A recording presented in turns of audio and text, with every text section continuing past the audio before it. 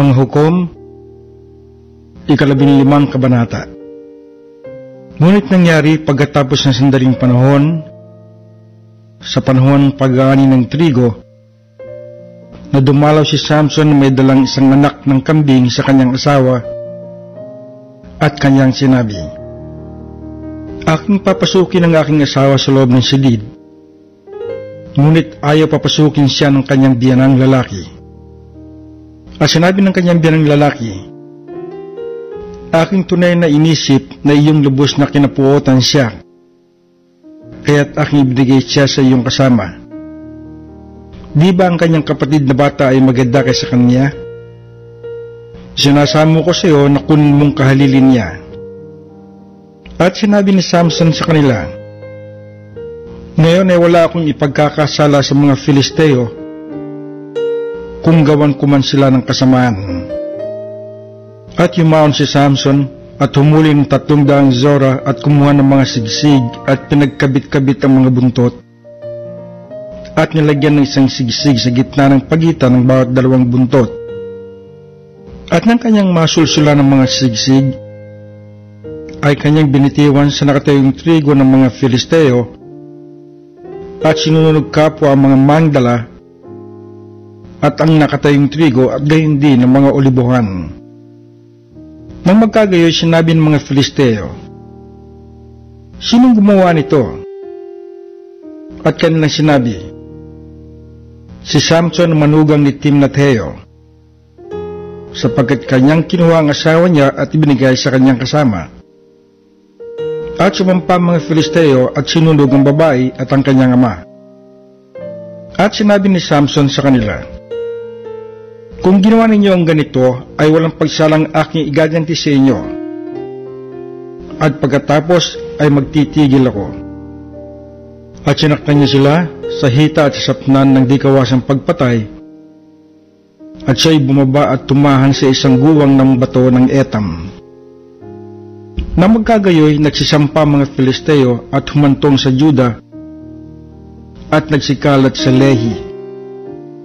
At sinabi ng mga lalaki sa Juda, "Bakit kayo nagsisampa laban sa amin?"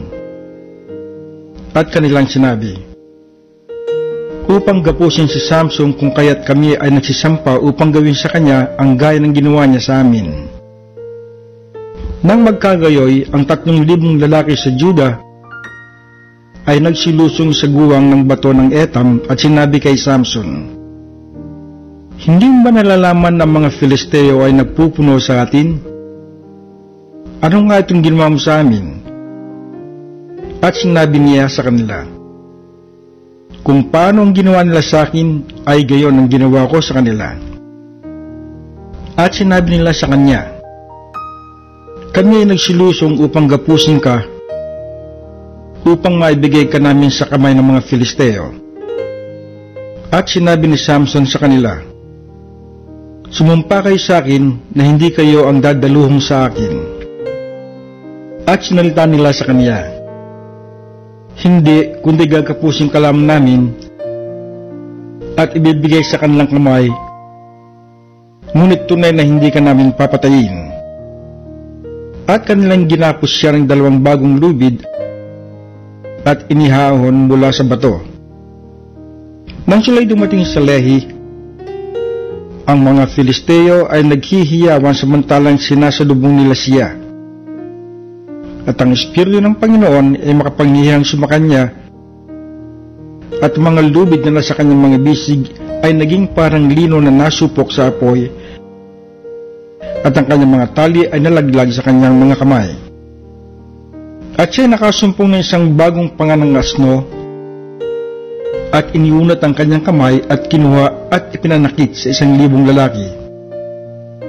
At sinabi ni Samson, "Sa pamamagitan ng panganang isang asno ay nagkabuntun-bunton. Sa pamamagitan ng panganang isang asno ay nanakit ako ng 1,000 lalaki." At nangyari, pagkatapos ng makapagsalita, na kanyang inihagis ang panga na nasa kanyang kamay, at ang dakong niya ay tinawag na Ramat Lehi. At siya nauuhaw na mainam at tumawag sa Panginoon at sinabi, Iyong ibinigay itong dakilang kaligtasan sa kamay ng iyong lingkod.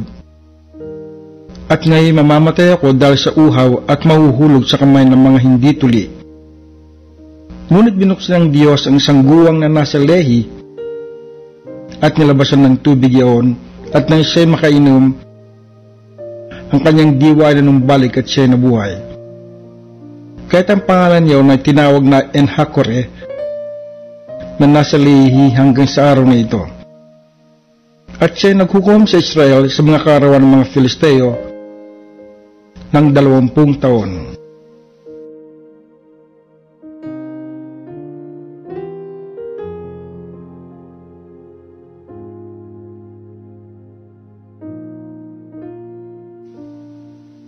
Mga Hukom, 16 na kabanata. At naparoon si Samson sa Gaza, at nakakita roon ng isang patutot at sinipingan. At ibinilita sa mga taga-Gaza na sinasabi, si Samson ay naparito, at kanilang kinulong siya, at binakayan siya buong gabi sa pintuang bayan, at tahimik buong gabi na sinasabi, maghintay tayo hanggang magbukang liwayway, saka natin patayin siya. At si Samson ay humiga hanggang hating gabi, at bumangon sa hating gabi at humawak sa mga pinto ng pintuang bayan, at sa 2 haligi at kapwa binunot, pati ng sikang at pinasan sa kanya mga balikat, at sinampas taluktok ng bundok na nasa tapat ng Hebron. At nangyari pagkatapos niya siya'y suminta sa isang babae sa libis ng Sodek na ang pangalay Dalila. At inahon ng mga pangulo ng mga Filisteo ang babae at sinabi sa kanya, dayain mo siya at tingnan mo kung saan naroon ang kanyang dakilang kalakasan at sa anong paraan mananaig kami laban sa kanya upang aming matalyan ng papighati siya at bibigyan ka ng bawat isa sa amin ng 1,100 putol ng tila. At sinabi ni Dalila kay Samson, saysayan mo sa akin, sinasamo ko sa iyo kung saan naroon ang iyong dakilang kalakasan at kung paanong matatalian ka upang pighatiin ka. At sinabi ni Samson sa kanya, kung tatalian nila ako ng 7 sariwang yantok na kailanman ay hindi natuyo, ay hihina ako at ako'y magiging gaya ng alinmang tao. Nang magkagayoy, nagdala ang mga pangulo ng mga Filisteo sa kanya ng 7 sariwang yantok na hindi pa natutuyo at ipinagtali niya sa kanya. Ngayon may mga bakay na sa silid ng loob. At sinabi niya sa kanya, narito na sa iyo ang mga Filisteo, Samson. At kanyang pinagtid ang mga yantok na tulad sa italing estopa pagka nadidikitan ng apoy. Sa gayo hindi naalaman ang kanyang lakas. At sinabi ni Dalila kay Samson, narito, pinagbiruan mo ako at pinagbulaanan mo ako. Isinasamo ko ngayon sa iyo na saysayin mo sa akin kung paano matatalian ka.